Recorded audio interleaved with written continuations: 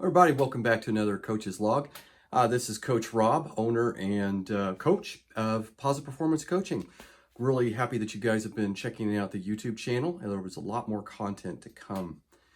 Now, today I'm going to address something to a point, and that is COVID-19, the virus that has been, dare I say, plaguing the world. It's not just a US thing, a China thing, it's everywhere, with new reports coming in all the time.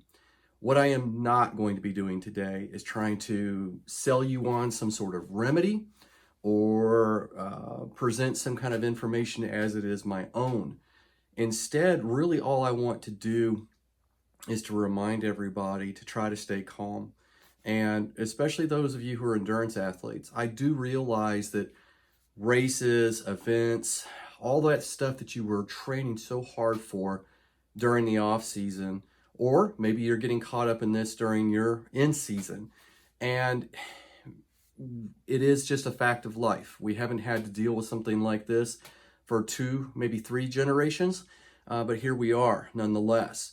I also want to remind folks that to pay very close attention to the media that you consume on the topic. Look for information from the World Health Organization. In the United States, you can look at the CDC. Those seem to be the 2 best sources of information I've been able to find on the subject.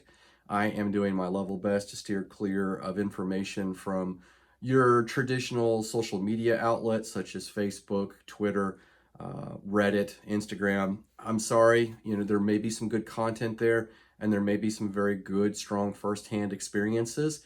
But quite honestly, the stress of dealing with all of that content and wondering how valid it is one of the reasons why I'm steering clear of it.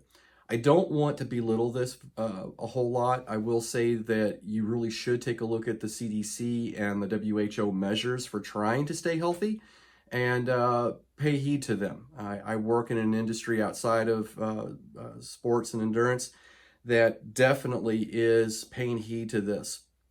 I can't tell you with any kind of measure or any kind of evidence that any of these measures are going to be perfect, but in prior instances of other outbreaks and other health concerns, these are the measures that are applied. It's not new, what's being suggested and required.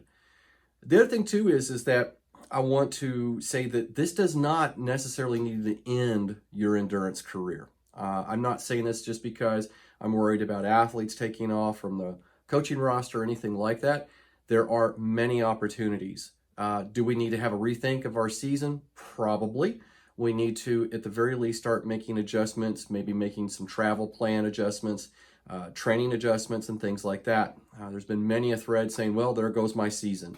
And, we can think that way, or we can take a step back and say, here is a really interesting opportunity to advance our development as athletes. Maybe instead of a ton of intensity this year during this let's call it extended off season, if you like, that now you have an opportunity to build a much larger aerobic engine.